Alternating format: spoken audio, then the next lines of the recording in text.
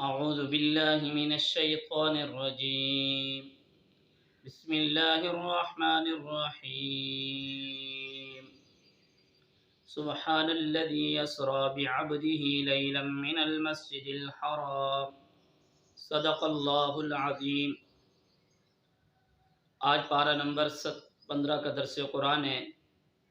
اس پارے کے اندر دو صورتیں ہیں، ایک سورۃ الاسراء ہے اور ایک سورۃ الکہف ہے. ان دونوں صورتوں کا انشاءاللہ آج مکمل درس قرآن ہوگا. 16ویں پارے کے 3 رکوع بھی اس میں شامل ہوں گے.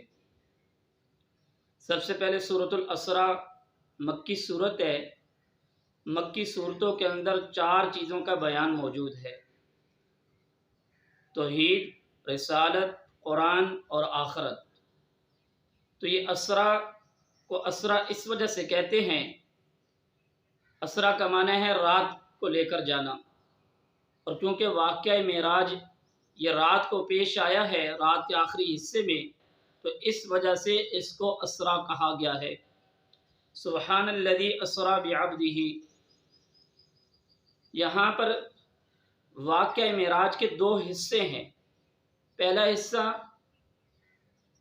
مکۃ المکرمہ سے لے کر بیت المقدس تک، اور بیت المقدس سے لے کر عرش معلیٰ تک، یہ 2 چیزیں ہیں.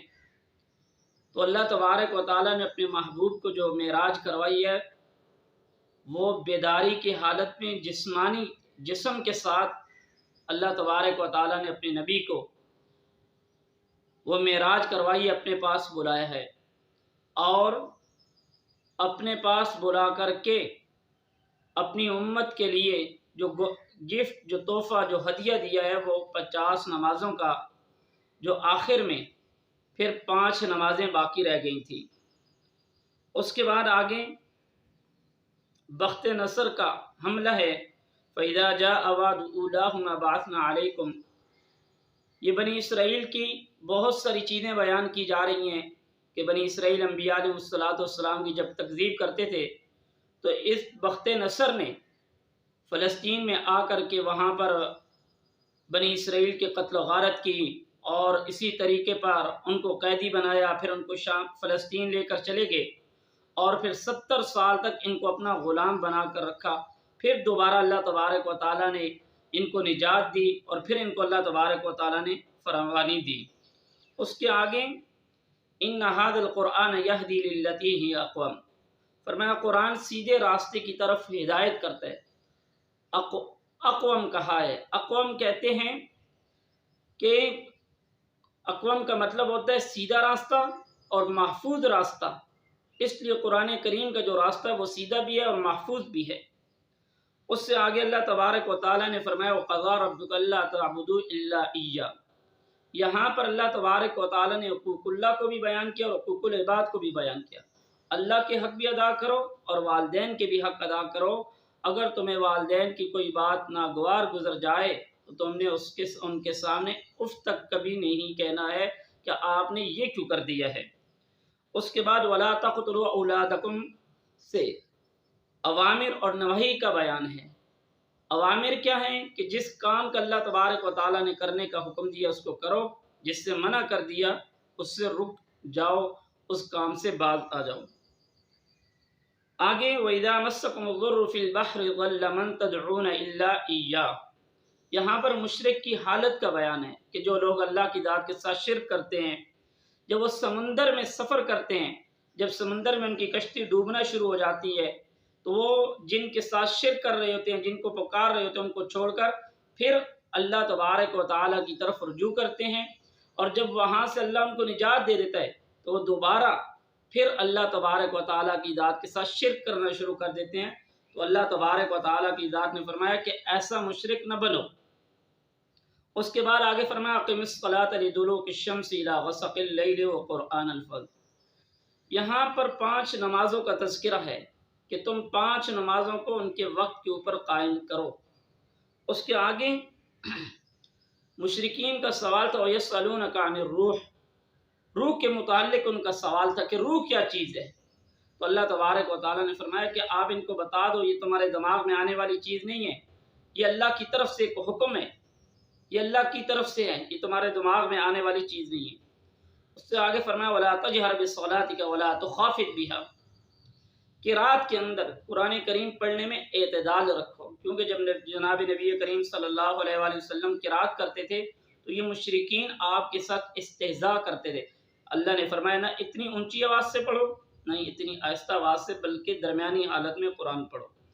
اس کے بعد وَقُلِ الْحَمْدُ لِلَّهِ الَّذِي لَمْ يَتَّخِذْ وَلَدًا، سب سے آخر میں اللہ تبارک و تعالی نے اپنی توحید باری تعالیٰ کو بیان کیا کہ یہ مشرکین اللہ تبارک و تعالیٰ کی ذات کے ساتھ جب استہزاء کرتے تھے، مذاق کرتے تھے، تو کہتے تھے کہ اللہ تبارک و تعالیٰ کے لیے بچے ہیں، اللہ نے فلاں کو بچہ دیا، فلاں اللہ تبارک و تعالیٰ کی اولاد ہے، وہ فلاں ہیں، وہ اللہ کے ساتھ شرک کرتے تھے۔ تو اللہ نے منع فرمایا کہ میں تمام ان چیزوں سے جو تمہارے ساتھ ہیں ان سے بالکل پاک ہوں، میں بے عیب ہوں، نہ میرے لیے اولاد ہے نہ میں کسی کی اولاد ہوں۔ اس کے بعد آگے سورۃ الکاف ہے۔ کاف کا مطلب ہے غار والے، غار والے۔ تو مشرکین نے 3 سوال پوچھے تھے۔ ایک سوال یہ تھا روح کیا ہے، ایک یہ تھا کہ اصحاب کاف کیا ہیں، اور تیسرا یہ تھا کہ ذوالقرنین کون ہے۔ روح کے متعلق تو پہلے بات ہو چکی ہے سورۃ الاسراء میں۔ اب آگے 2 چیزیں، اصحاب کاف۔ یہ اصحاب کاف وہ تھے کہ جو توحید پرست تھے، تو ان کے اوپر جو بادشاہ مسلط تھا وہ مشرک تھا، تو یہ اللہ تبارک و تعالیٰ کی توحید کی وجہ سے اس کے ظلم سے چھپ کر کسی غار میں چلے گئے، وہاں پر یہ جا کر کے سو گئے۔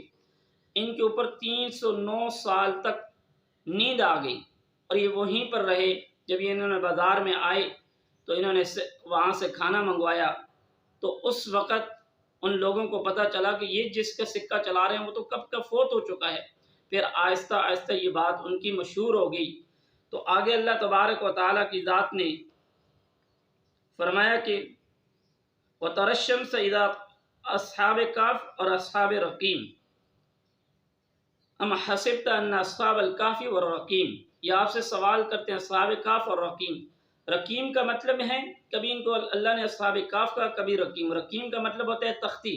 جہاں ان کی وفات ہوئی تھی تو وہاں پر بادشاہ وقت نے ان کے اوپر رقیم ایک تختی لگا دی تھی کہ یہ فلاں فلاں ولی ہیں، اس وجہ سے ان کو قرآن کریم نے رقیم بھی کہا گیا ہے۔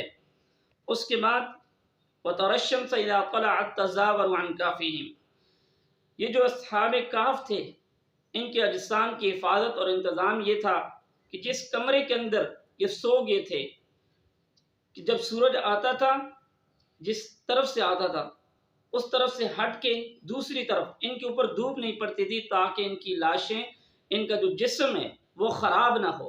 تو اللہ تبارک و تعالیٰ نے ایسا انتظام ان کے لیے بنایا تھا۔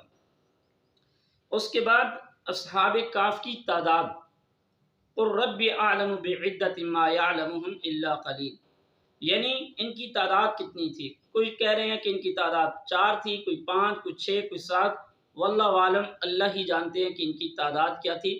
اصحاب کاف کے ساتھ ان کا کتا بھی شامل تھا۔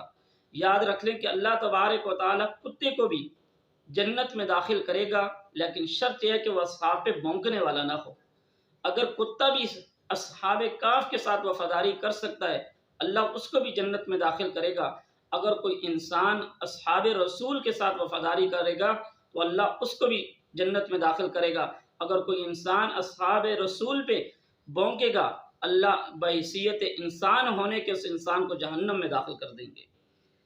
آگے اس کے بعد 2 آدمیوں کا قصہ، وَاضْرِبْ لَهُم مَثَلَ الرَّجُلَيْنِ، یہ 2 آدمی کون تھے؟ کہتے ہیں کہ ایک آدمی، 2 آدمیوں میں سے دونوں کو اللہ نے مال دیا ہوا تھا، ایک اللہ کے راستے میں خرچ کرتا تھا، ایک نہیں کرتا تھا۔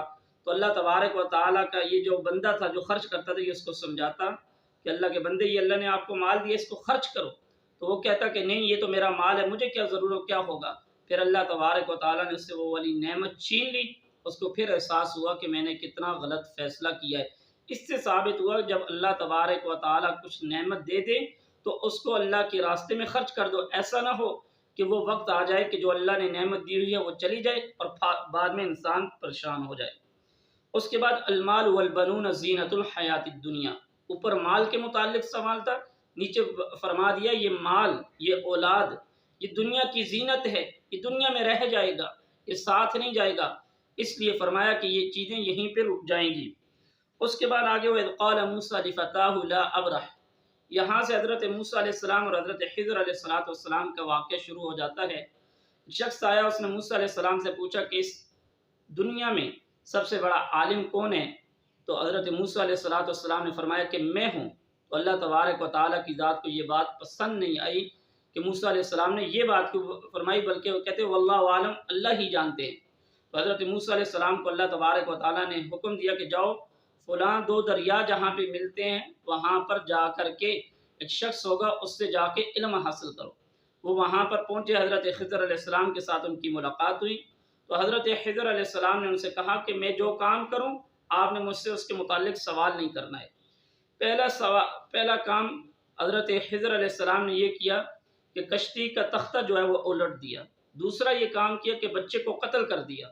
تیسرا یہ کہ بغیر اجرت کی دیوار ٹھیک کر دی۔ حضرت موسیٰ علیہ السلام جب بھی حضرت خضر علیہ السلام کوئی کام کرتے وہ پوچھتے، تو انہوں نے کہا کہ میں نے جو کشتی کا تختہ الٹایا اس کی وجہ یہ تھی کہ یہ ایک غریب لوگوں کی کشتی تھی، اور بادشاہ جو تھا وہ تختی جو کشتی اچھی ہوتی تھی اس کو ان سے چھین لیتا تھا، اور بچے کو قتل اس وجہ سے کیا کہ ان کے والدین اچھے تھے، کہیں ایسا نہ ہو یہ بچہ بڑے ہو کر ان کا باغی بن جائے۔ اور تیسرا اس وجہ سے میں نے اجرت جو دیوار بنائی ہے وہ دو یتیم بچوں کی دیوار تھی، اس کے نیچے خزانہ تھا، جب یہ بڑے ہوں گے تو اپنا خزانہ نکال لیں گے تاکہ ان سے کوئی چوری نہ کر لے۔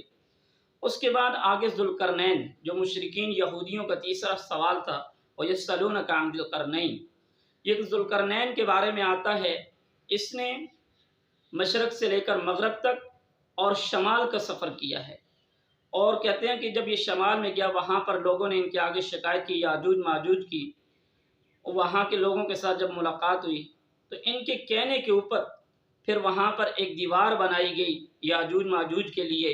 اب یہ بات ثابت نہیں ہے کہ آیا یہ مسلمان تھے یا نہیں تھے، مسلمان نہیں بلکہ یہ اللہ کے نبی تھے یا نہیں تھے، واللہ عالم۔